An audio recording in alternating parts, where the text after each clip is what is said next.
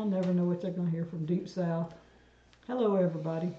It's Danny and Wanda from Deep South Homestead, and Danny's trying to clean his glasses because they looked horrible. Told him I thought he forgot. I couldn't see them to tell. No, I could see them. I got a bad leg. I don't know why. What am I doing? Okay, something ain't right. You need to go to this one. There we go. I was poking the wrong button. All right, is that better? More That's better? a whole much better. All right. Good evening, everybody. It's been a nice day, though, hasn't it? It has been a beautiful day. Several days, actually. Actually, we've had pretty decent days. No chemtrails, just pretty blue skies and strong winds and no rain, hardly. It sprinkled. Yeah, sprinkled just a little bit, not much. Jennifer's drinking her some mellow brew. Oh. This is the time of the evening you want mellow brew. Yeah, it's decaf, ain't it? Yeah. Yeah, from Coffee Crafters. Yeah, we're going to be dealing with some... We're going to be dealing with some coffee tonight. Smokehouse blend. Yeah. And this is not our smokehouse. It's not ours now, yeah. It's not our smokehouse blend. We'll deal with that one in a little bit. What you been doing today? You want to tell them what you've been up to? What have I been doing today? I tore down a whole building today in, what, about 2 hours? Maybe 3.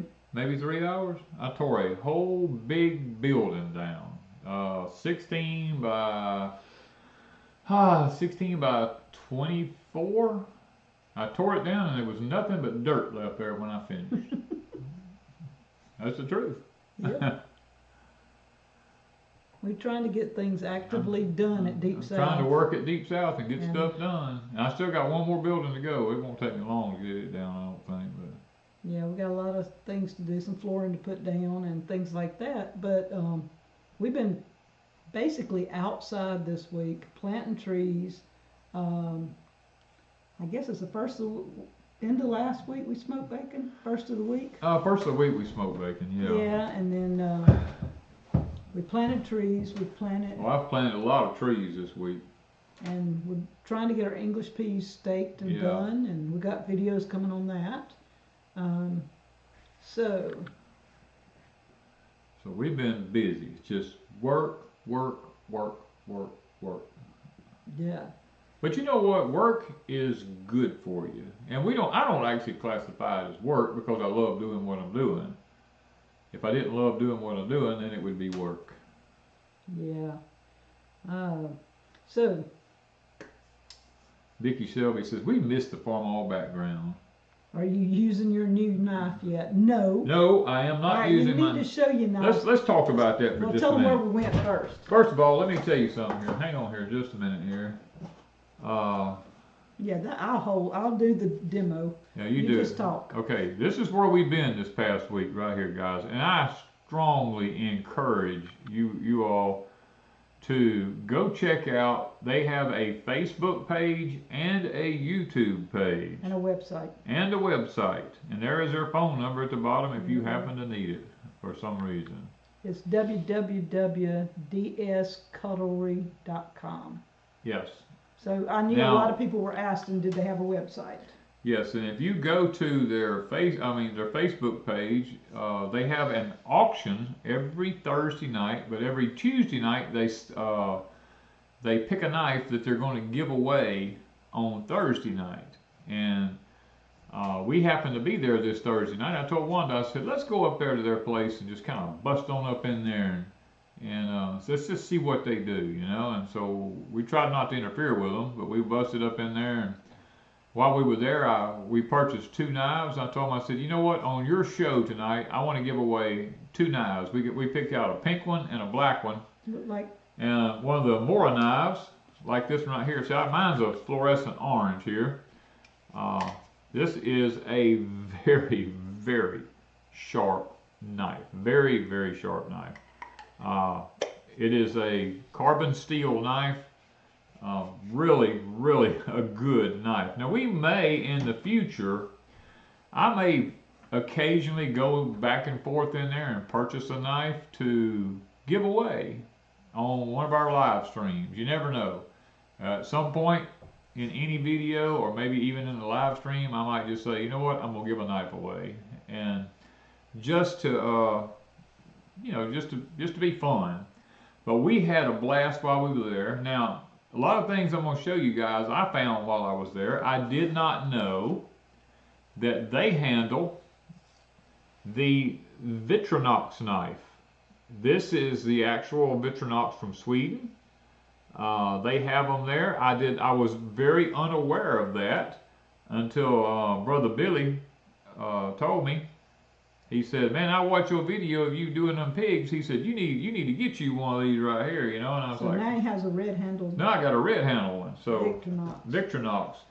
Well, while we were there, the reason we went, one of them was you had broke your knife. Yeah, I broke the blade out of my knife, and it was the one Miss Lippy gave me. It was the one Miss Lippy gave me, and I'm trying to see if there is a guy who's going to be at their expose on April the 12th, 11th and 12th. We're going to be there on the 12th, the Lord willing, but Mr. Bentley is called Dr. Knife. He said he could actually fix that knife for me and put another blade in it. So I actually have two knives. I have a case and a old timer that both of them need a blade in them. So I'm going to try to see if I can't get him to do that for me. Now, while we were there, Ms. Wanda decided she wanted to buy me a knife to replace that one with. And I want to show you the knife that I picked out of hundreds of knives on there. This is the one right here that I picked out. This one right here says Jesus Saves on it. Now this is a case XX75. I have another one just like this, but the blades broke out of it. So he's not using it yet. It's still in the case. It's still in the box, because I told her, I said, it's too pretty to put in my pocket. You know, I'm afraid I'll mess it up, but you know, put it in your pocket. I'm gonna have to put it in my pocket one of these days, you know, and take it out and use it. But well, while we were there, I got to talking to them, to Seth. I talked to Seth personally, Billy Ray's son, and I said, "Seth, do y'all have a knife in here that has a gut hook on it that I can?" Because when you skin a deer, the old timer I got works really, really good, but it's a thin gut hook. I said, I need one that's got a lot larger gut hook on it. Of course, they had a pocket knife with a big one on it, but I didn't want a pocket knife. I told him, I said, I want a fixed blade, straight knife. Do you have one? And he first told me, no, we don't have one in the store. Well, the gentleman in there that I went to church with years ago, he told me, he said, Mr. Danny, let's just look around. So about 20 minutes of me and him looking around in there, and he come up there and he said, I think I found what you're looking for right here. And I told him, I said, okay, now this is a buck. Made in the U.S. too. All these are USA knives here now that I'm looking at. Well, except for I'll tell you when it's not a USA made knife. But this one here is a buck knife, and it has the extra large gut hook on it there for the thick hide on a hog. You know, you need to see if you can get a job with Kevin showing knives on their live, because you do a good job getting up close. Oh, do I? Okay. I'm going to tell Kevin you do a good job. Yeah, this is the buck knife here. It comes with a nice sheath to go with it to fit on your belt. Now I have me a knife for I'm trying to get a knife for all purposes is what I'm trying to do. And then Ms. Wanda was looking at we have years ago we got a knife from France through the Homesteading box called an Opinel knife. Now that knife is like a razor blade. I mean, it is like, it is a fantastic knife. Now, it is made a little bit different than a regular knife here in the United States is. If these things come out of here.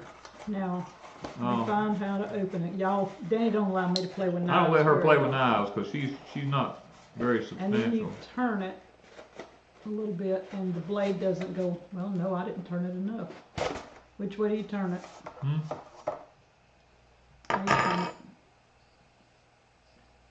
you don't have it. Let's see here. One side turns, one side don't.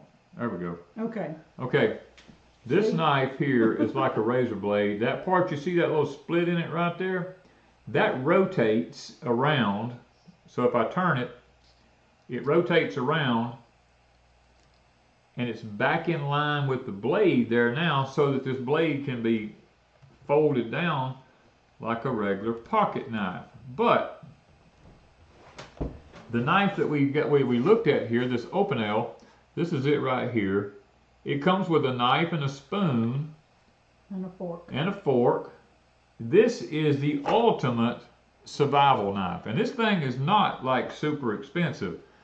But this, you got like the spoon here. Now the spoon fits in this. It snaps down.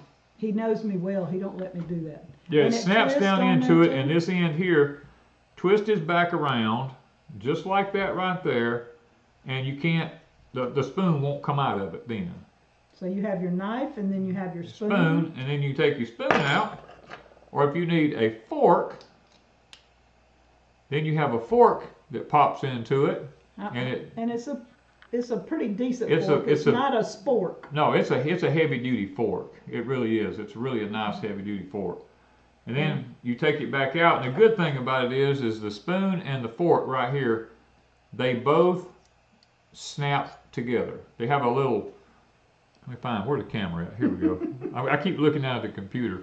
They have a little hook on the back of it back there, and these two actually lock together, just like this right here. They lock together because there's a little tab on the back of it you can see there. And then they have this.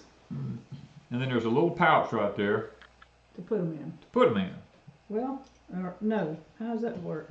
Oh, it's got Velcro on it. You have to make it fold around. You fold around it, and then you put it up. And then you've got a pouch to hold it. But these are called the Opinels, which is a very good, if you're looking for a good bug out knife, I'm gonna say, or something like that. And I bid on this one online and won it. Ms. Wanda got this one through on their Thursday night bidding. She outbid everybody on it and got it. I don't know that anybody really bid, because most people aren't interested in that type of stuff. Most people are not interested in the survival type stuff. That's what blows my mind. Yeah. Well, I guess they just don't know what's fixing to happen. Now, I want you to look at this one here now.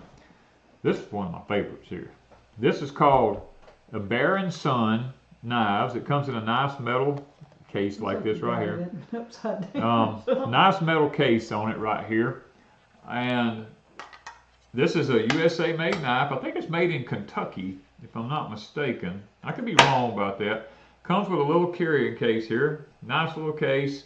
And inside this, I want you to look at this. Look at here, guys.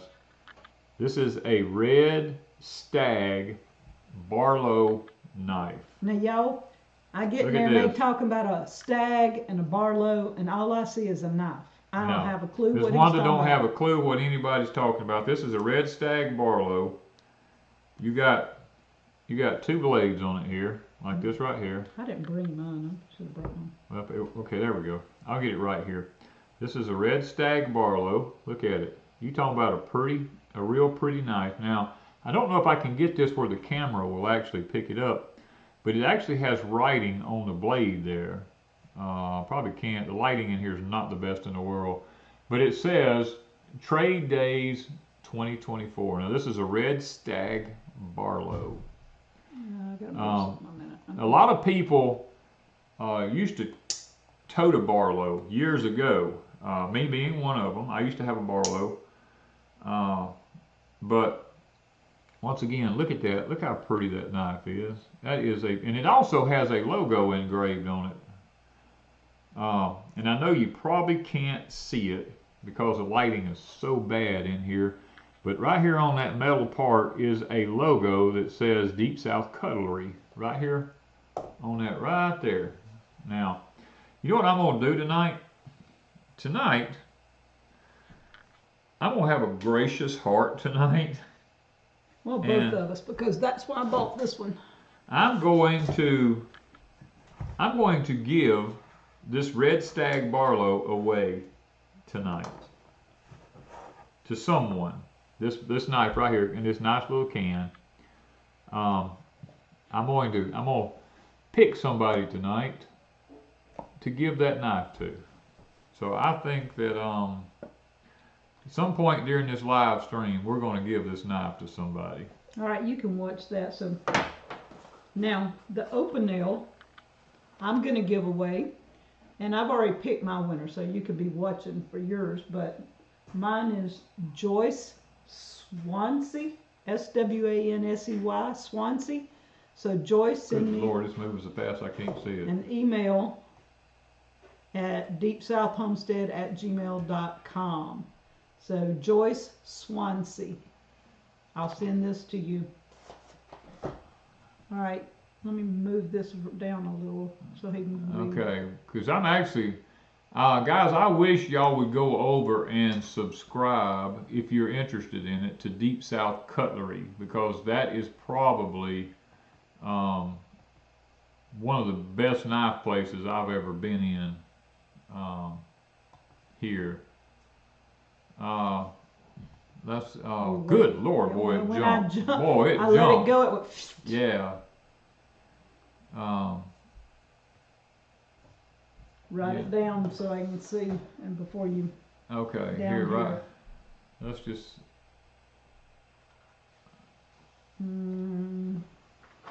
Okay, Beverly Johnson. I am going to choose you tonight. I'm just someone off the top of my list. I just see a name here. I'm going to just choose Beverly Johnson. I need you to send Ms. Wanda your information to deepsouthhomestead@gmail.com, and we will get you your Bear and Son Red Stag Barlow mailed to you. Yeah, and Seth plays all kinds of instruments. So we're going back. We're going to set up a time, and they're going to start doing some music. And mostly he does gospel, bluegrass, gospel, different things. Yeah.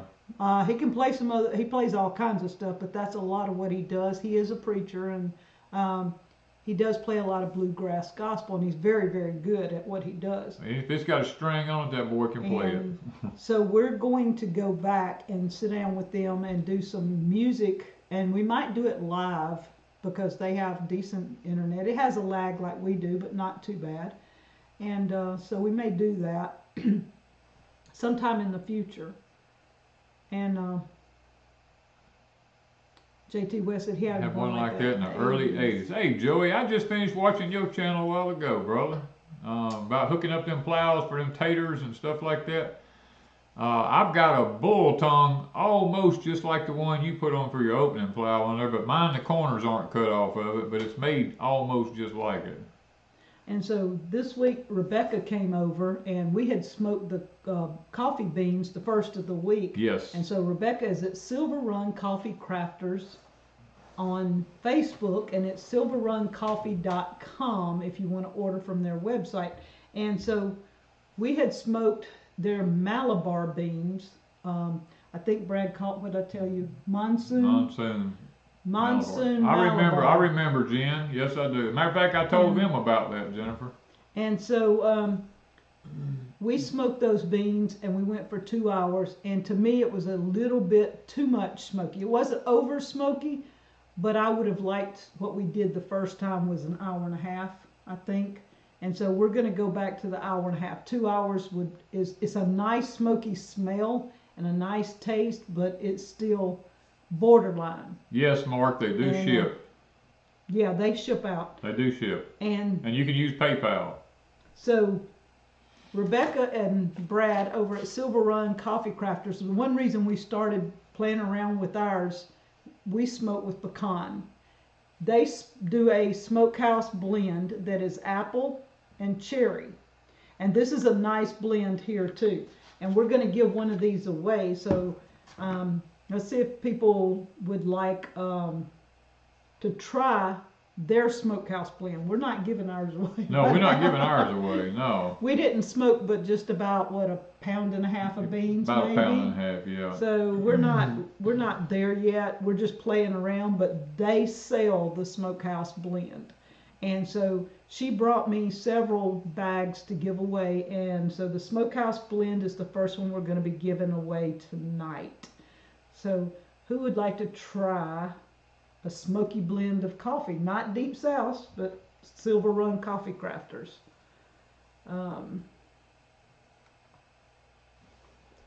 So you want to, how about Mindless Manpower? I'm not sure who that is. That sounds good. That sounds like that's an interesting name. Mindless Manpower. Send Ms. Wanda your information at deepsouthhomestead at gmail.com. Okay, no, that's... how you gonna do this other one here? Is it? What other? This. I just did. I you've already done it? Joyce Swansea. Okay, I didn't hear you, and I didn't see nothing about that. Okay. I don't know. Y'all have to send me an email at deepsouthhomestead at gmail.com. Nadia says, do they do espresso? Espresso? Yes, the Funky Espresso is one that I have fell in love with now. I don't know if they have it on their site yet. They were working on getting it ready to put up, but I've been drinking the Funky Espresso for about a month now. I love it. It is probably my favorite coffee. And I also got a little espresso maker that goes on the stove. And Fat Daddy, let me ask you something here, Fat Daddy. Come on here, get back here. There we go. Fat Daddy,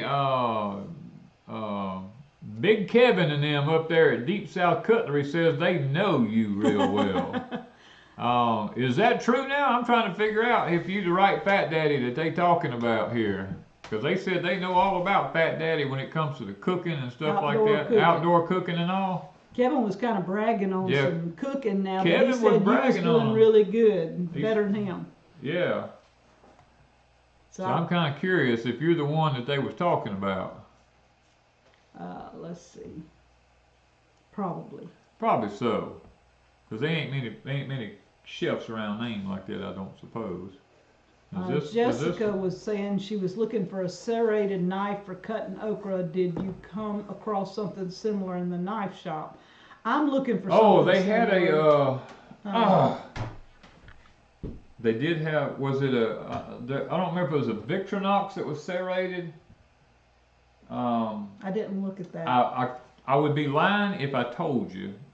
You can go over to their Facebook page or their YouTube channel and you can ask them if they have a serrated knife that's good for cutting okra. And I'm pretty sure, I mean, they'll tell you whether they do or don't. But I looked at one in there and I want to almost say that yes, they do, but don't hold me to it. Yeah.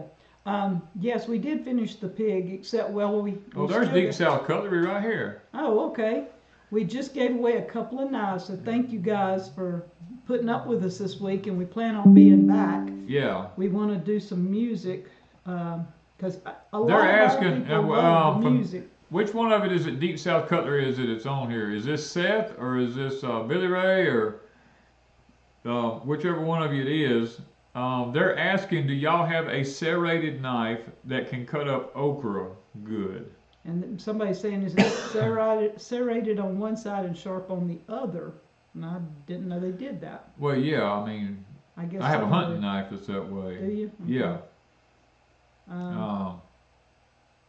And Jennifer wants to know, do they have survival knives or kitchen stuff knives too? I didn't see kitchen stuff. I didn't see a lot of... I'm going to ask about that one. Yeah, I did see a lot of survival knives. I saw a lot of pocket knives, different things. Billy Ray. Okay. This is Preacher. Okay, Preacher, they want to know, do you have a knife that is serrated to cut up okra with? So if you do, then let them know. But a lot of our people have already went over to Deep South Cutlery, and that is really encouraging that you guys care enough that you go over to these other channels, because these are really good. Now Billy Ray says we just got in some old hickory char and kitchen Yes. knives. Yes. I'll be back this week. I'm gonna bring y'all some of Danny's books. Danny has written a sweet potato manual, an English pea manual, and a carrot manual. And I told him I would bring some of his books by for them. So we will be dropping back in. Now, Old Hickory is a good knife, guys. Yes. I've got, I got one. I think I got one Old Hickory kitchen knife. I can remember, that's what my mother and grandmother and everybody had, so I'm anxious to look at those. T-Berry says, we're seeing dust on cars in Virginia too. Guys, y'all know I told you ahead of time that New York was going to burn. There's going to be fires all over. There's going to be fires, and it's not only going to be New York. Wanda and I have spent the last week cleaning around our house. We're trying to clean as far away from the house as we can because this is not going to be an isolated event. For the next year and a half, this is only going to get worse. So I encourage you, if you have stuff and trash up against your house, then you need to be able to clean this stuff away from your house. I'm just giving you the heads up now.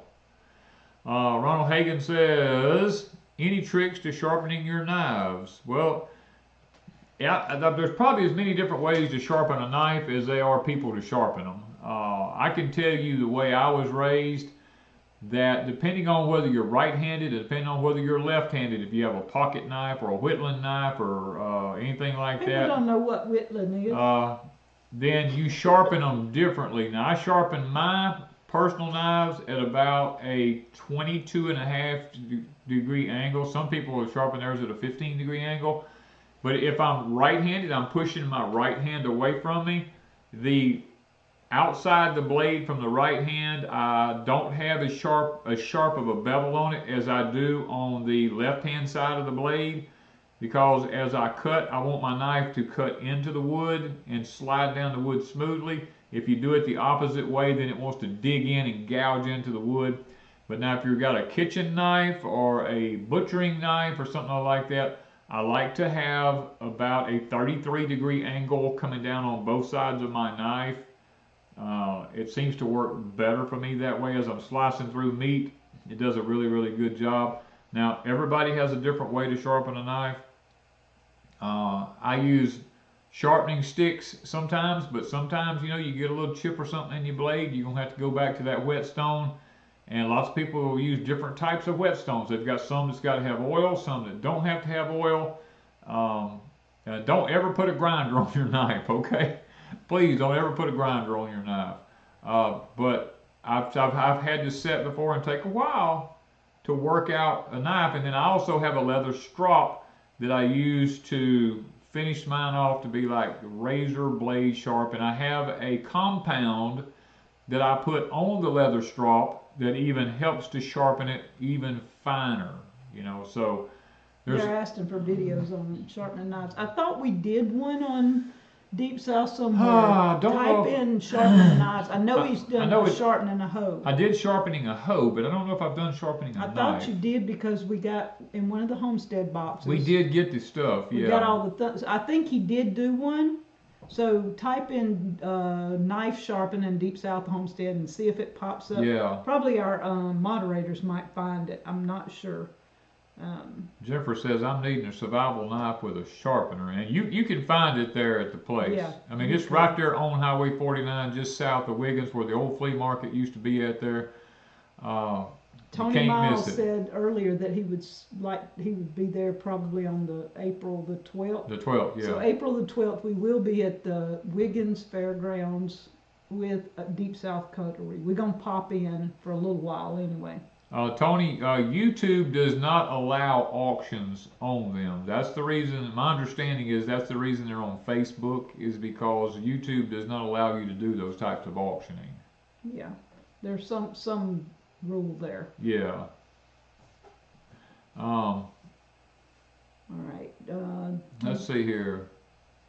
The compound on the leather strop is tin oxide for finishing the sharpening. Yes, Firefox, Kitty, that you're correct. Yes. Jessica said, my daddy skinned hundreds of catfish with old hickory knife. As a matter of fact, that's what I used on mine till I got the Victronox. Now, once I got the Victronox, I'm hooked. I'm hooked on Victronox. All right, so we want to mention this right now. Oh, yeah. Now, is this... This is not a giveaway tonight. Okay, this is not a giveaway tonight. But we will be giving away I think 4 of these soon. Okay, 4 of these. Probably in a video on Deep South Homestead at Pecan Grove. You have to be subscribed to Pecan Grove. Andrea, we are in Mississippi, not Alabama. Andre. Okay, guys, now we're not giving this one away tonight, but in the very near future, we're going to give away about 4 of these. So, heads up, I don't know what video it's going to be on, but it will be on Deep South Homestead at Pecan Grove. Pecan Grove. Now, so you're going to have to be subscribed to Pecan Grove here. But that is this right here.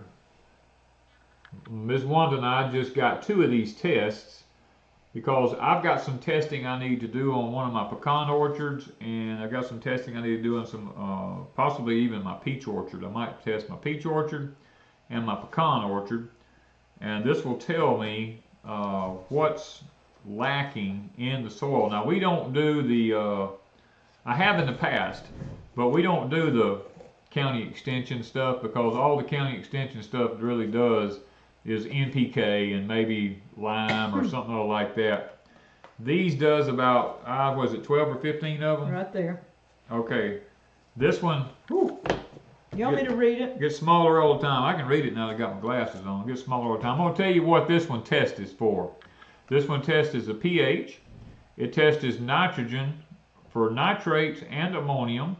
It tests your phosphorus and your potassium, which is this is your NPK that your county usually does. Then it does a calcium test. It does a magnesium test. It does a sulfur test. It does an iron test. It does a manganese test. Now, I mentioned to y'all one time here a while back on a tip that the Big Brother, let's use the word Big Brother, was taking 1 trace mineral out of all food to keep you in the doctor's office. And that 1 trace mineral was manganese. I didn't tell y'all what it was then. I told you to go look for it, but I'm going to tell you now that trace mineral was manganese. It also tests for boron, copper, zinc, and sodium, the amount of salt that's in your soil. So these are, what is that? That's like 1, 2, 3, 4, 5, 6, 7, 8, 9, 10, 11, 12, 13 different tests. And I think these, do you remember the price? $30. I think they're around 30. Somebody's saying their tests are 90. No. I think these were, if they might have went up, but I think last year they were $30. They were $30 last year. You can get them through our link on Grower Solution. You can check it out. These come from Grower Solution. That's who we got our high tunnel from. So in a video coming up, we'll be giving away 4 of those. And I will tell you, when I do the test, when I do this soil test on my pecan orchard and my peach orchard, I will come back and read off the results of what is showing is lacking in my soil. Because I guess the one thing that just, it irks me more than anything in the world is people go, well, I'm just going to grow, my stuff is all pretty and green, it comes up, it does good, I don't know why you talk about doing this. I mean, look, you can have the most beautiful food in the world, and evidence is just go to the grocery store, okay? You go to the grocery store, you look at the vegetables in the grocery store, they are so void of nutrients that it is not even funny. By doing a soil test and putting in the soil what it needs, you're raising up the stuff that is missing out of the vegetables that you're growing in your garden. Your garden may have green beans this long, and they may not have a doggone thing and it's going to do you any good. They may just taste good. You may grow bell peppers this big around, and they're totally void of nutrition. It just meant that you had some good nitrogen, you had some good phosphorus, and you had some good potassium. That's all it meant. And all the other stuff in there could be void. You may go and whack a head of broccoli off and say, man, this is a beautiful head of broccoli, and turn it upside down, it's got a hole in the center of it, which meant you have a boron deficiency in your soil. You may be growing tomato plants and you look at them and they're all turning purple and everything, but they make a tomato and you go, wow, this is a good tomato. But yet your soil was depleted in magnesium because it's turning, you know, all purple like that. So you got to know what to look for in your vegetables. All right, Laura wants to know, how would you replace the manganese in the soil? How do you replace that? Just replace it with manganese. I mean, do you? I mean, Yeah, you can buy manganese. Okay. Yeah. That's what she's asking. Yeah. That is a one-time test that you send in. It's only for one thing. You just pick a place in your garden and you dig down. It tells you how to do the soil thing, and you got a little thing of water that comes with it, or liquid. You take a little bit of that soil, mix it up in a tub, take 1 spoonful out, put it in that liquid, and tighten the lid down on it and mail it back. Okay, so you can take, like we did. Danny did our raised beds, our Vago beds. Vago beds. I did the Vago beds. He took a little bit of dirt out of several and mixed it together and sent it in, because we tried to put the same ingredients in each bed. If you're doing like a field, you need to take dirt from 2 or 3 sections and put it together. Like he's doing the pecan orchard, he probably will get dirt from close to 2 or 3 different trees in the beginning, middle, and end, and mix it together so that they can kind of test. Let's see. How often? A Song of Joy wants to know, how often do you do a soil test? Just once a year. I do it once every year. And we don't test everything every year. We're bouncing between different things. If you do your test, it will tell you, like say for instance, I'll give you for instance here where we live at. Our soil here in the deep south is about a 5.5 to a 6. On average, we have to put between 2.5 to 3 tons of lime per acre, and usually around probably 200 pounds of ammonia per acre, you know, and something to that nature, in order to get the NPK back up where it needs to be at. And you can have, you can have the nutrition in your soil perfect and not have the pH right, and you have done absolutely nothing. Your plant will not take it up unless the pH is right. Now, it may pull some nitrogen out of the soil, and it may pull a little bit of this and a little bit of that so that you got a healthy looking plant, but your plant will, I promise you, if you looked at our peppers in our Vago beds last year, the way them things grow, we got over 1,000 peppers off of, what, 6 or 8 plants? Mm-hmm. And guys, and the only way I stopped them was I just had to pull them up. I mean, when you get everything, the pH right on stuff, that stuff will Cadillac.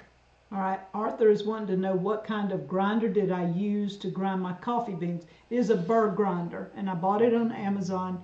And if you'll go back to the video we did this week on smoking the coffee, where I ground the coffee, look in the pinned comments, the first comment, I put the coffee grinder there, a link on Amazon, because I can't remember the name. Amazon has about as many coffee grinders, but you want a burr. Yeah, you want a burr grinder. Do not get a stone grinder, get a burr grinder. Yeah. How long does it take the soil test to come back? I guess... it says in there. You want to open that one?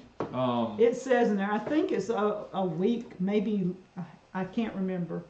Let him open it and see. You got plenty of knives. You should be able to use a knife. Pull this Victorinox out here and use it. I'm not doing it. I'd cut myself. Yeah, with a Victorinox you probably would. Whoa, boy, it jumped, and there's a lot of questions. Do you use pelletized lime? Yes, I use Dolomite pelletized lime. How often do you need to reapply fertilizers? Now that is not a very wise question. There's no dumb questions. Just answer the question. How often do you apply fertilizer? As often as it's needed. Okay. I mean, I do mine. Let's just say that I do. It depends on what I'm planting. If I'm planting my Danny corn, I fertilize it when I plant it. I fertilize it when it's 8 inches tall, and I fertilize it when it's 10 and 12 inches tall, and I don't fertilize it anymore. All right. When do you stop fertilizing onions? You stop fertilizing onions, in my opinion now. I stop fertilizing my onions once the bulb has become pretty big and mature, I quit fertilizing it, because at that point it's done all it's going to do. They ain't no need to put nothing else out there. I know Grandma Deb said she was having trouble getting her okra up. We don't even plant okra. Your okra is not going to come up until that soil is over 70 degrees. We don't even really plant till, what, late April, maybe beginning of May. Yeah.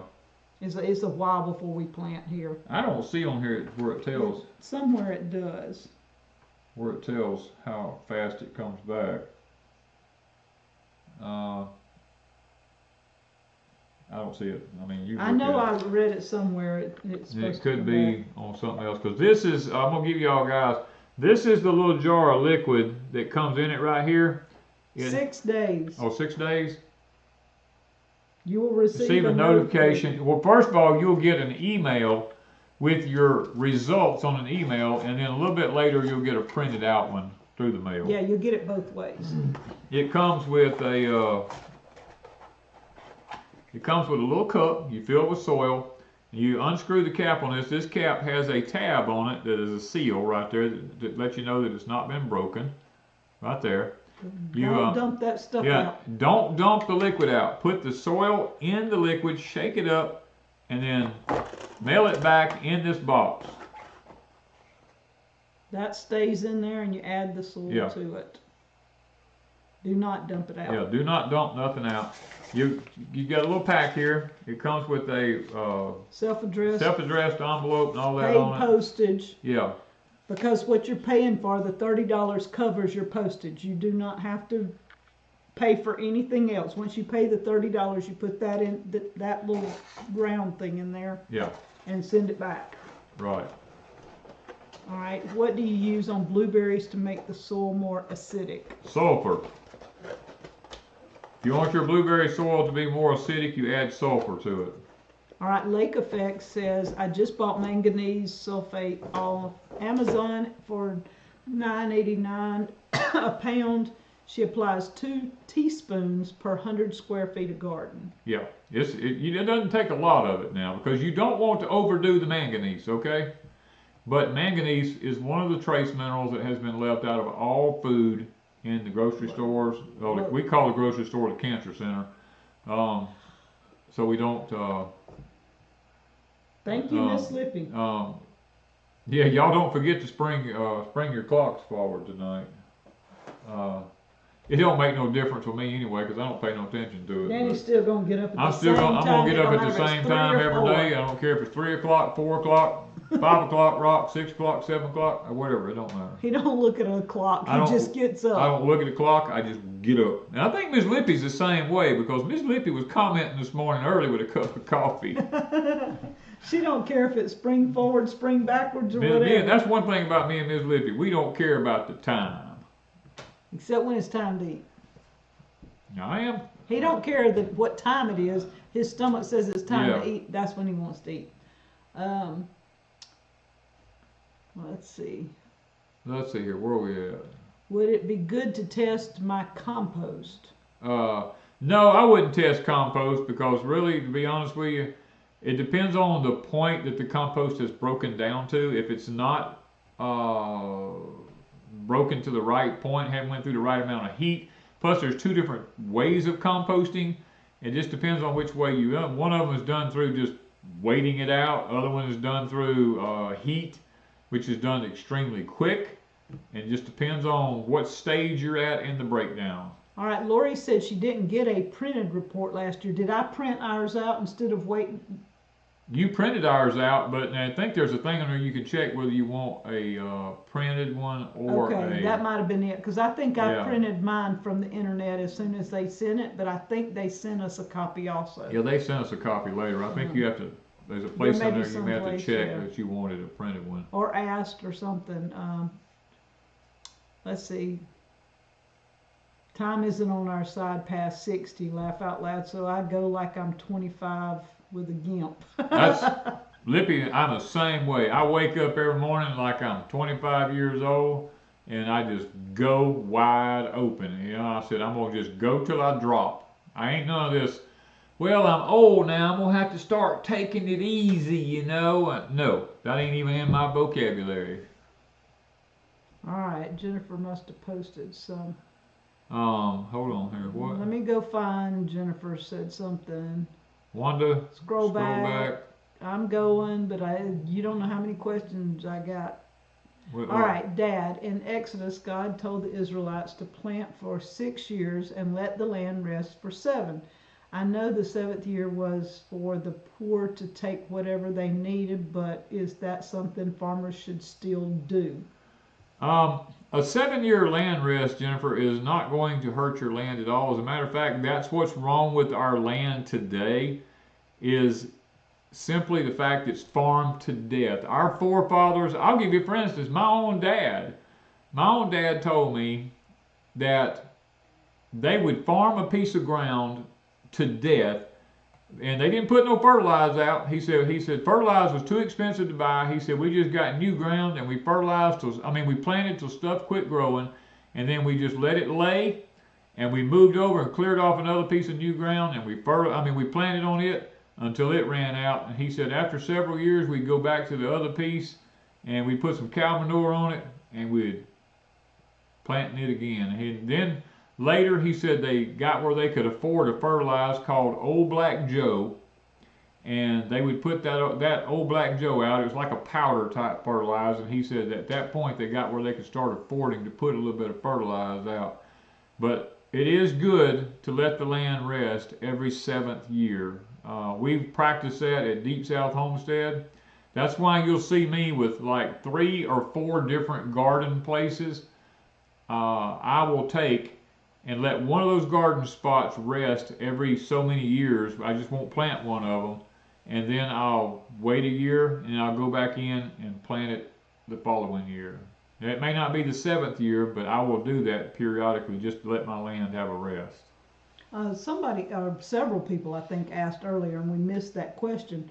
When you're dealing with soil test, they were wanting to know, is there a test that tests for what's coming out of the skies? So you'd know what you're getting from that. There is, but it is a very, very expensive test, and it's mainly done at these big universities and stuff like that. And let me caution you on the side of air when you do something like this, because if you was to have your soil tested and you came back and found out that you had, let's just hypothetically say, you had the forever chemicals in your soil, then your property by law through the state could be condemned, and you could be forced to move and give up your property. And you couldn't grow anything there. It's already happened to several farms around the country.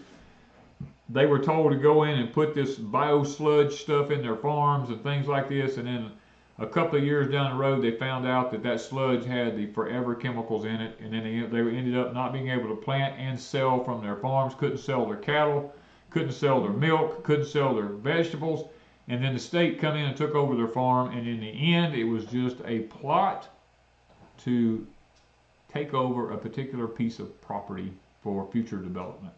All right, Miss Paula, next time we're at Azure, come up and tell me who you are, because I see a lot of the people over and over and over again at Azure when we pick up, but I don't know people. So come up you and just say, come up to hey, us. I'm Look, Paula. just say, hey, I'm Paula. Look, we put our pants on one leg at a time just like everybody else. We ain't nobody special. All right, I don't know how you say that. Skadog? Shadog 3. I don't know, something like that. Is Skadog 3. Boiling maple syrup. syrup in Illinois. Ooh, that sounds good. I'm hooked on maple syrup, y'all. Yeah. Danny likes his cane syrup, but I like my maple syrup. All right. Jennifer says it is very expensive. It's like an air quality test. Yes, it is highly expensive. Is it safe to plant in cement blocks? Yeah, most cement blocks are nothing but just they're just cement and calcium and stone and pebbles and stuff like that. So yeah, they're not toxic that I'm aware of. Okay. All right. Can you scroll back and read Laura Kane? Laura, I don't know if I can find it, but I'll try. Laura Kane? Yeah, it'll take me a minute. It depends on how far back she is. There's her again asking to go back. Oh, there it is. No, it says, can Oh. you still go back and... Well, why not just repost it? It's hard for me to go back because there's so Yeah. many, and Because we're on our end here, there's just hundreds and hundreds of yeah, things coming through, and we can only go back so far now. We can't go back a long way. If it's very far back, I won't find it. Yeah, I would just say, just repost it. We'll try to be watching for it. Yeah, because I've done went. She's done went over halfway back through the thing. We ain't seen it yet. And two, like I can see my moderators because they're blue, but if I'm looking for just a particular name, there's so many names in there. It's hard for me to. I'll be overlooked it.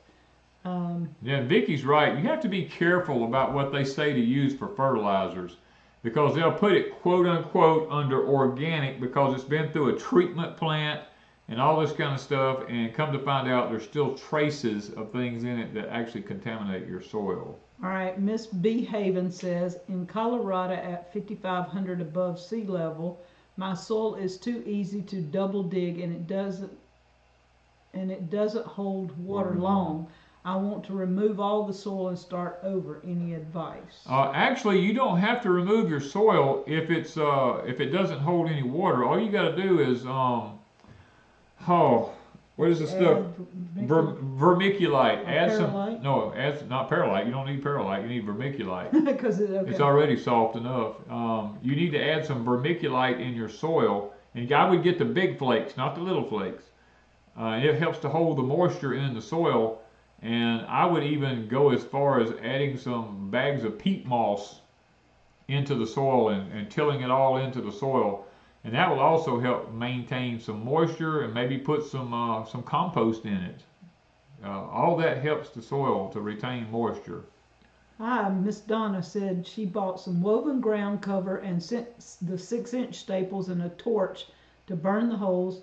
She decided she needed to plant more this year, and at their ages 81 and 70, they needed to work smarter, not harder. Okay, the 6-inch staples is a good idea. If you can get an 8-inch one would be better, but a 6-inch one is a whole lot better than a 4-inch. Yes, Miss Beverly, I put my coffee grounds in around plants and stuff because we have fire ants and it seems to deter them. But I also add some of it to compost, and that way Danny's mixing it in with the leaves and stuff. But here lately I've been putting them around because we had one bed that had some fire ants. Here's Laura Kane. I finally seen it. White flies. Try garlic minced in water with spray bottle. Worked on flea beetles. Hydrogen peroxide half and half with water in spray bottle. Helps with gnats. Okay. She must be answering somebody else because that's not a question. Yeah. Minced garlic. Okay. Jennifer says, speaking of salt, do you know of a salt that is good for heart patients? Been cooking with Troy's parents, but he can't have anything salted. Jen, Redmond's sea salt is one of the better salts out there. Do not use sea salt from Walmart or these table salts. That's what's causing hypertension, is these table salts and stuff like that. Because they've taken all the minerals out of the salt and you've got nothing left but just salt. As a matter of fact, the older a person gets, the more salt their body needs. And most doctors are taking them off of salt because they're taking them off of the kind of salt that's table salt. You need like Redmond salt, or what is the other one? Sea salt, Celtic salt, Himalayan pink salt, all these different types of salt that has trace minerals in it. The Redmond's the Redmond's is what we use. It's not sea salt, it's Redmond's mineral salt. It's called Redmond's mineral salt. It's mined from deep under Utah, I believe it is. And it's not so salty tasting because it has the minerals in it. You're getting minerals plus the salt.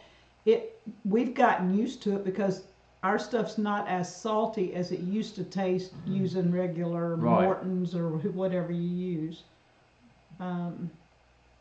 Do you plant by the signs or almanac? I don't go by the almanac because most almanacs are wrote for the state of Maine and not for anywhere else. You have to go online. You got to go online to find one for your area. I mainly plant when I can by the moon. I can't always plant by the moon, and with the changing weather modifications that we have in the earth today, I don't really get to plant by the signs very often because of the modified weather that we've been going through. Now I have to plant as close to the signs as I can when I get the opportunity to. Okay, so I'm trying to.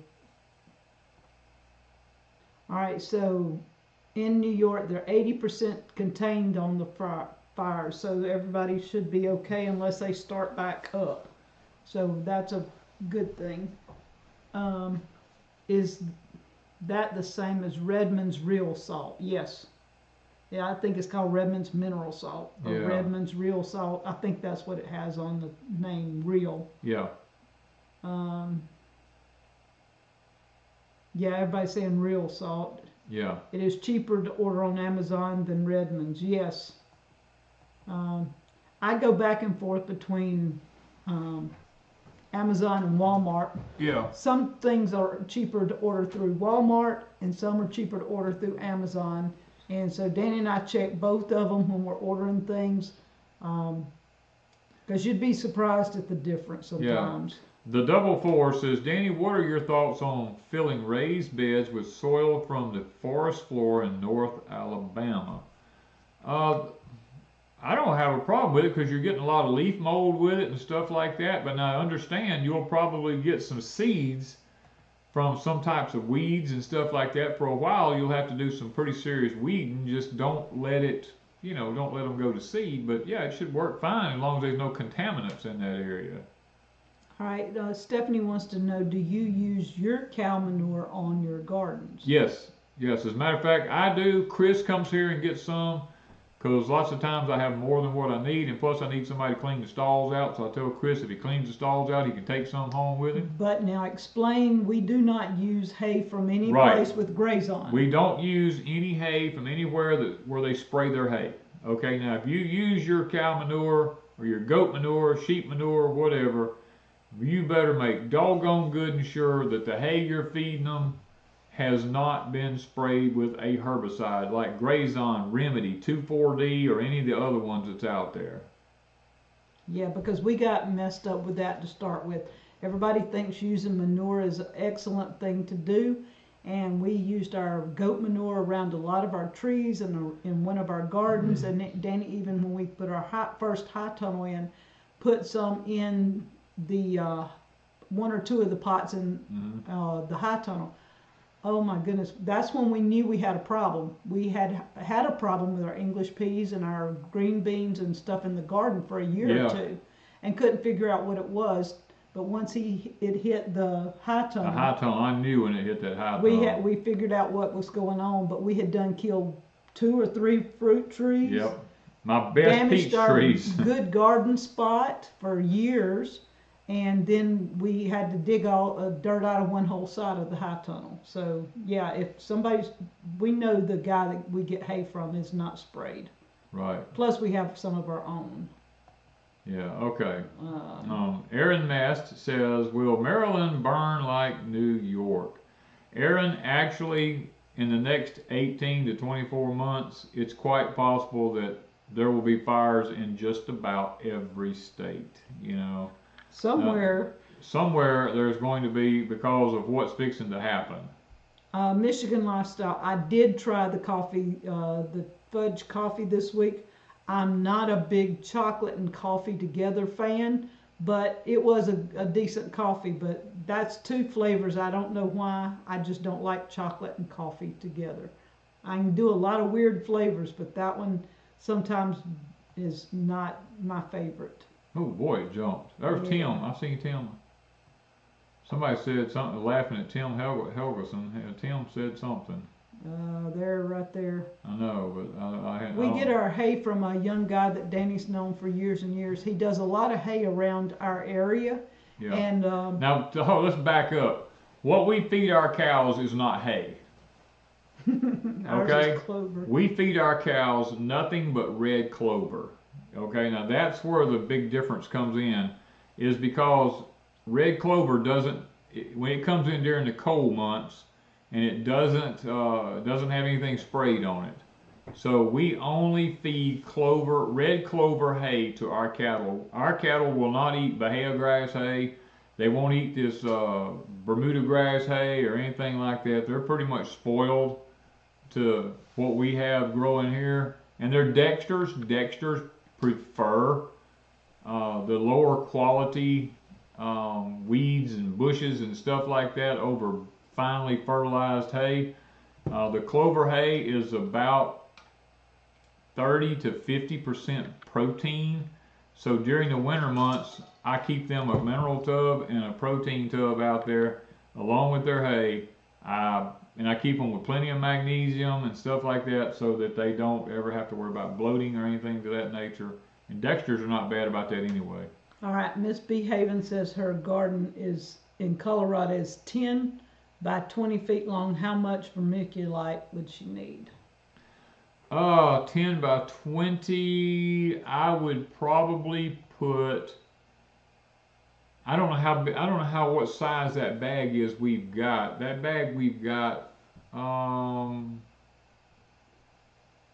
don't know if it goes by cubic feet. I know it can't go by weight because it don't weigh anything. It's got to be done by cubic feet. And I don't know how many cubic feet. I will have to get back on that one because I don't know without looking at that bag and seeing actually how that bag is weighed out or figured. Then I could let you know. So I'm going to probably keep that in the back of my mind. I'll check on that tomorrow and I'll try to mention that in a video. All right, we have thought about coffee beans, growing them, but that was several years ago, and so we've kind of... It's not the right climate for it. No, we've got too much going on now. We're getting older. And only 2 states in the United States grow coffee beans. That's California and Hawaii. Yeah, and we're not interested. We couldn't grow enough for what we need, or what I need. He doesn't drink coffee, really. He'll sample it for me because he does have a better taste buds than I do. But... no, we probably wouldn't grow. We're kind of trying to cut back to what we eat and what we need, and things like coffee would go out the window if things get bad, I guess. Mindless Manpower says, is using uncomposted pig poop on my garden a bad idea? Yes, that's a bad idea because pigs are the closest things to human manure, and it actually needs to be composted because of pathogens that can cross from them to human, so it does need to be composted. Danny, the feed you give your animals and corn for wildlife, is it organically grown?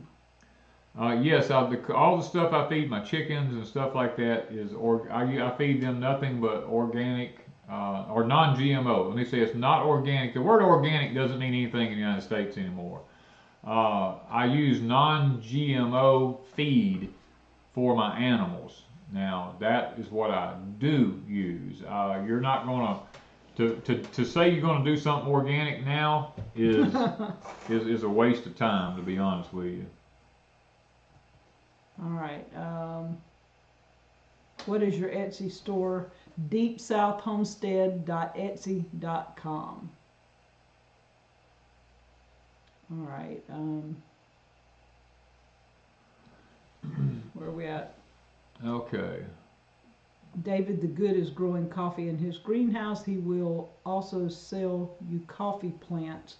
Yeah, we just decided we can't grow enough for what I would want. If you don't have a controlled environment, you're not going to be able to grow it because the cold weather will kill it.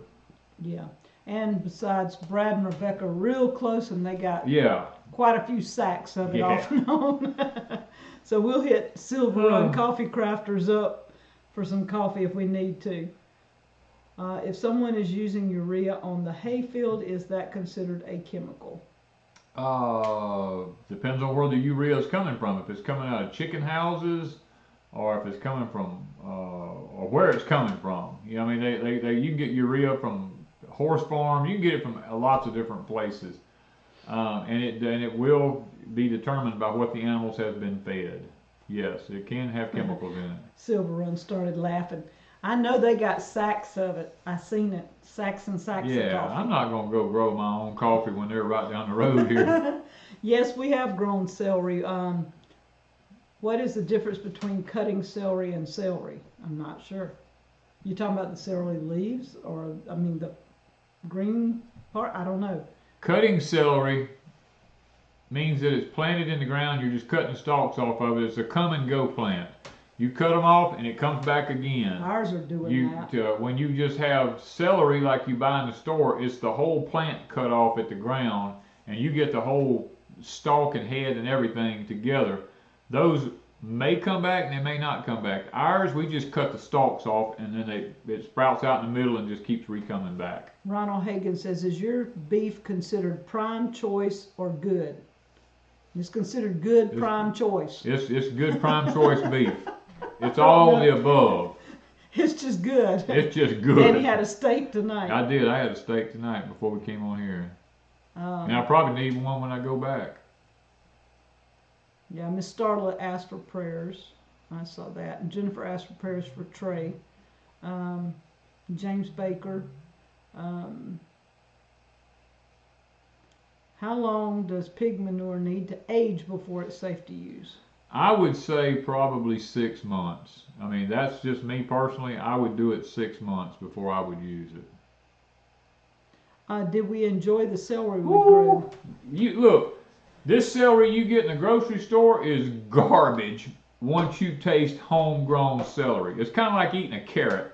You know, you go to a grocery store and you get a carrot, you bite into it, and it like breaks off like a... We have fresh carrots from my garden. We did have fresh carrots tonight, and stir fry. And cauliflower. And cauliflower. But them old carrots from a grocery store, they just snap and break like they're hard as a rock.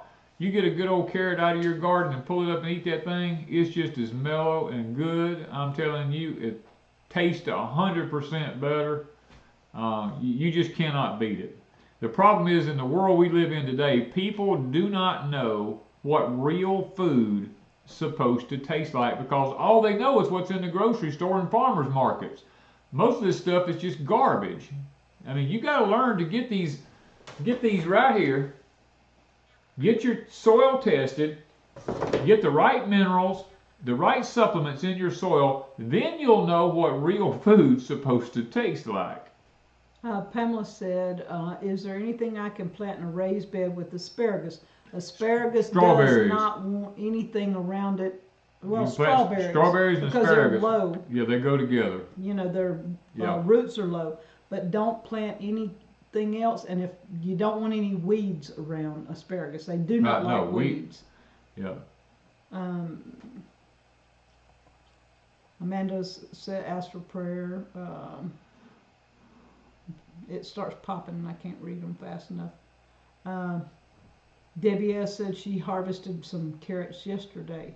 Harvested and froze some carrots. Yeah. Troy's dad. Where are we at? Susie Q picked her first carrots this week. Nice.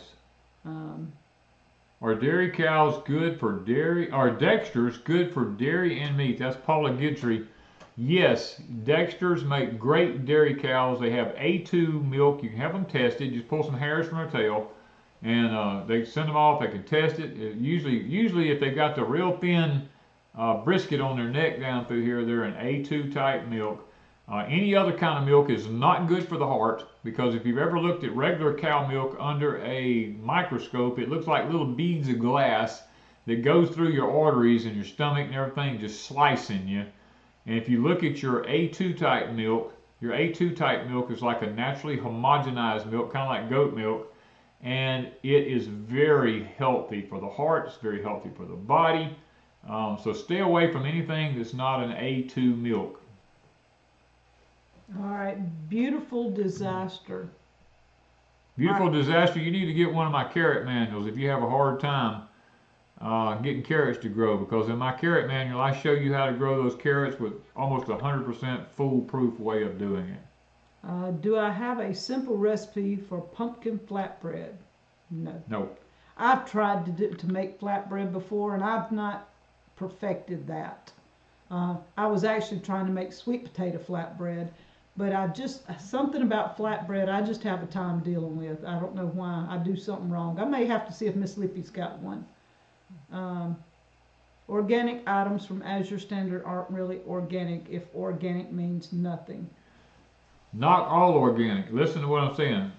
If you look at an organic product and it says it comes from Vietnam or Taiwan or Mexico or Canada or wherever like that, just do the research and find out. Lots of times when these organic things come into our country, they have to be treated with a chemical before they come into our country. Even though they were, when you see the word organic, it means it was grown organically.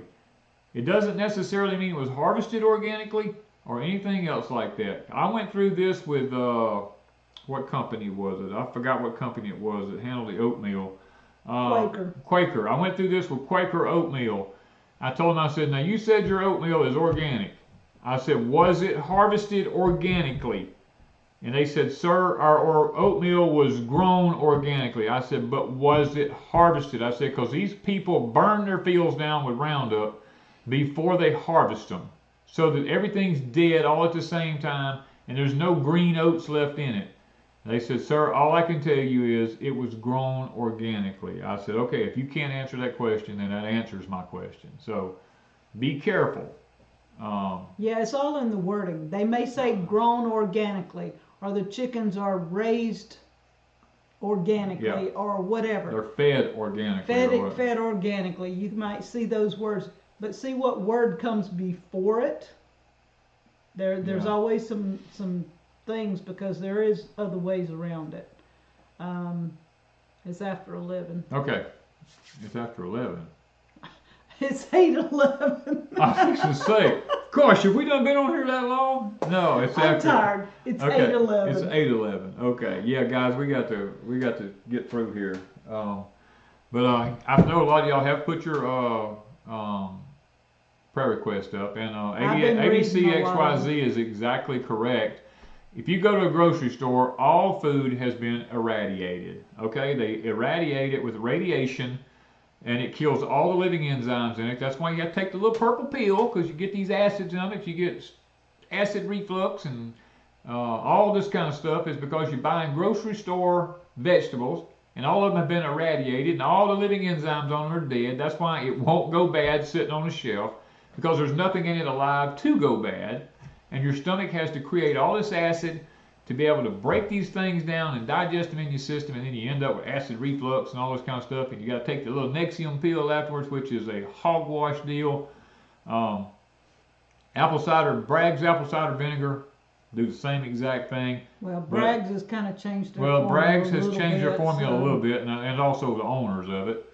But it's the closest thing you're going to find on the shelf, probably. Well, it's or you can go through Azure Standard, you can get the real apple cider vinegar.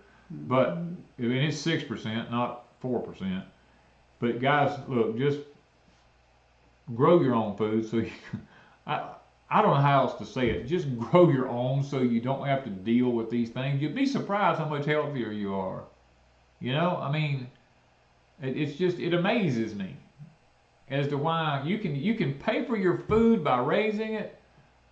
And people go, but it's so expensive. Well, it's expensive to go to the doctor. Are we changing the live next time? Oh. Since the time changes? Let's see, if it springs ahead, it'll be 9:12 now.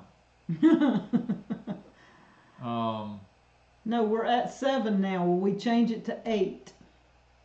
When do we change to 8? We'll change it to 8 when it gets to being where it's still daylight at 8 o'clock. Yeah, probably another couple of months. It'll still be another month or two before we do that. We'll stay at 7 for a while. A lot of people having all kinds of prayer requests. Yeah, I'm looking at that. Yeah, Bragg's is more watered down. I bought the Azure Standard vinegar this time, well, a couple of 3 months ago. I bought a gallon of it, and it's 6%. And I know a lot of people are saying, I don't know how to fix it for canning and stuff like that. It's not that bad a deal. I would just use a touch less. I mean, 4 to 6% is not a huge difference in my book. I can tell you this with Azure, you don't use near as much of it as you do the other, because this 6% is stout. Danny took one drink. I took one. I usually take apple cider vinegar on a regular basis, and I took that, and boy, I was like. He said, "Okay, we got to cut this way back, just a little bit, way back." Yeah, you do have to cut it back considerably, because Bragg's had gotten to where it was just almost watered down. Yeah, now if you can make your own vinegar, that's great. Now, granted, you have no way of testing the acidity of it without floating an egg in it or something like that, but literally, it's better than the store-bought. I'll be honest with you with that. All right. Okay, we got to pray for you guys. See if we can get the old hat off here. Father, we thank you tonight for a really good chat tonight, Father. Very encouraging. A lot of people asking a lot of questions. That's always encouraging. Many people put up a lot of prayer requests, a lot of health issues tonight. I noticed that. I want to still pray for the fire victims going on up in New York right now. And plus there's fires in other states that's not really being talked about, but there are fires there also. I want to pray for all of them, Lord, and for the ones that's fixing to happen. And we also want to remember all the prayer requests that about the health issues, Father. It just, we're a sick nation. You know, that's all thing I can say, Father. Our people are sicker now than they've ever been because we've depended upon the system. We get hooked on going to the grocery stores. We get hooked on convenience and things to these natures because we just don't have time. That's what everybody says. But yet we have time to go to a doctor, and we have time to do this, and we have time to do that. Help us to get our priorities right, Father. And for those who need help, have health issues, Lord, give them healing. Help them to be able to figure out what's going on in their life that's causing them to be unhealthy, and to be able to figure out a way to naturally fix it, Father. That's all we're asking from you tonight, is for you to be kind to us and to help us to figure out what's going wrong in our life, where we're making our mistakes, and how to correct it so that we can live a more healthy, abundant life that you came and said that you came that you might give us life and you might give it to us more abundant. And Lord, we look for that abundance. We look for it in grace and miracles. We just love the fact that you care for us so much.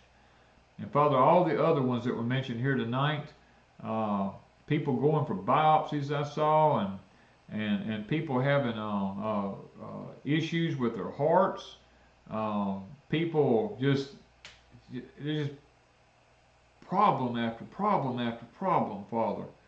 And we need you. Everybody here tonight needs you. People having financial issues, especially what's fixing to happen. There's going to be a lot of financial issues going on. Lord, we just want to go ahead and pray for that now. I want to pray for the leaders of our country. They're making these very tough decisions right now. They're not popular. I'd like to be able to sit here and say that they're the best solution for our country, but I can't really say that right now because I know what the ultimate goal is, and when you know what the end result is of something, it kind of sounds frivolous to even head in the direction that they're heading in. But still, bless them, give them wisdom, and help us to be able to make it through these upcoming next few years that we're going to have to deal with some massive issues in this country, Father. We love you, we appreciate you, and ask that you do forgive us for we failed you. We'll ask this in Christ's name. Amen.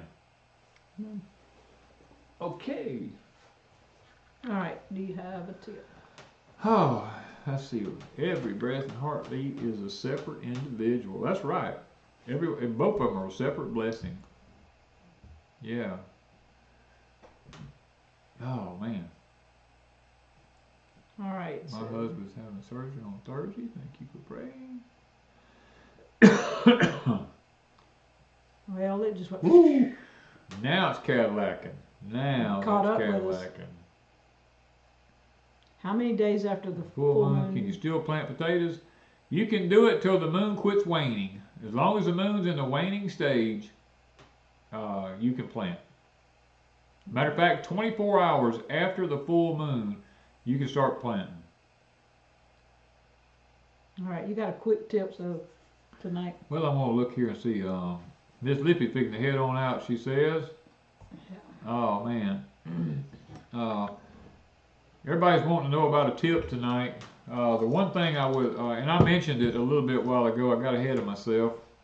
The one thing I want to mention for a tip tonight is to spend some time around the outside of your home and make sure that you don't have anything around the outside of your house that will allow fire to get to your home. Because I'm really sad to say that we haven't seen the worst of the fires yet. There are lots more of them to come. And I feel like they're going to be random in choice. There may be places that escape and see absolutely nothing. But in my opinion, we're all at some point going to come very, very close, like Ms. Allison tonight. We're going to come very, very close to having to deal with fires on our own home fronts. So spend the time checking out your property, your perimeters to your home, and things to this nature. What can you do to prevent a fire from getting to your house or to your barns or to your sheds or whatever you have, because it is going to become a massive, massive issue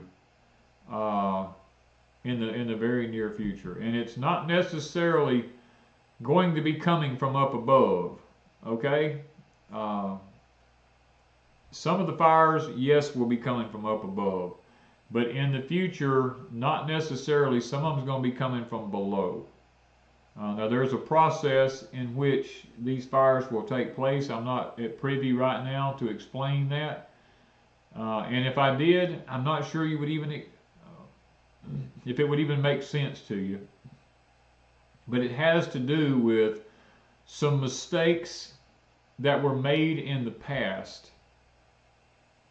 by certain companies in this country, and they've left places in the ground that is not stable, and we could possibly in the next between now and the next 18 months, we could start seeing problems from these because they've been there long enough that they're getting unstable now, and they know that, and these things will actually cause problems in the future. So that's why I'm saying I don't know how close anyone lives to any of these sites where these type things have been done. As far as me and Wanda, we live probably a good 20 to 30 miles from where some of these practices have happened at. That's why we're actively now trying to get our place taken care of, just in case fires were to get loose for some reason and not be able to be contained. We don't want to have to be out worrying about our place. I mean, we would still worry, but not like we would if we had stuff up against the edges of the house that were flammable. Yeah, our trees, our woods would definitely go. Yeah, all of our property would more than likely go and because this property's had that happen once before. Yes, a wildfire got out here probably, I don't know, maybe 15, 20 years ago maybe, and it burned up a lot of the places around here. It didn't burn this place up, but it got some of it. But it got on it. It got on it, but it didn't get very far on it before they were able to get it contained. And now it's really bad now because there's nobody lived here in the last 30 years that maintained anything, and there's pine straw hanging all up in the trees everywhere, and I'm doing my dead level best to get buffer zones everywhere that I can. So, all right. Anyway, we got to get out of here. Got to get back home because we're not home, guys. We're actually in the office. We got to get back home. So, Yeah. and kind of get. I'm hurting because Wanda helped bend me. over Wanda and helped me in makes the my garden hips the up. other day, fertilizing the onions, and she's paying for it now. And I've been on a machine all day tearing down buildings. And so, his legs gonna pay for and it. my legs tonight will pay for it with all those pedals and having to push on them pedals and getting beaten and banging around on the machine all day. So I'm pretty sure I'm gonna pay for that. Yeah. So y'all keep us in your prayers too. Yes. Thank you guys from Pecan. Oh, I am on Deep South Homestead. That's the problem with having two channels, guys. Thank you guys from Deep South